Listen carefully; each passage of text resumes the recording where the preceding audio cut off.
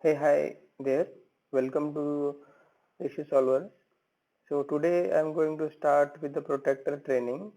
So I will be posting one video daily on Protractor. So I'm going to start from the scratch to zero level. In this computer I don't have anything installed like from Java, then Node.js and IDE.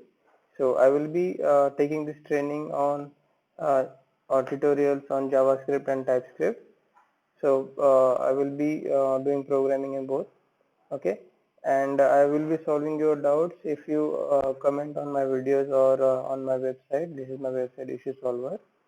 Okay, and in this under Protractor section you can find the training, and any issues or any exception comes under Protractor, that will also make a separate blog on that. So I'm going to start with basic training topics.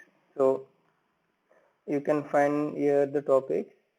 So installation, Node.js installation from the scratch I am going to take, and the Jasmine, then Protractor APIs, locators, and UI elements, then configuration file, page object model, everything I will be taking. Okay, so if you want any specific topic to be covered, you can just comment over here. Okay, and you can send us a feedback and contact us from this contact us section also. So if you require any support or anything to be solve your queries.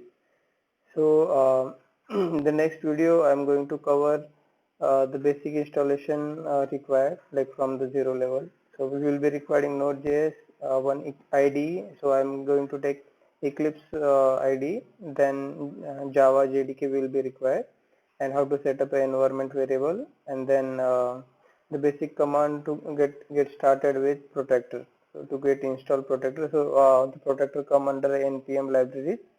So the driver also will be get with the data npm libraries only. So from the Node.js, and we will start our session with web driver start. Okay. So we'll see in the next video. Thank you for watching.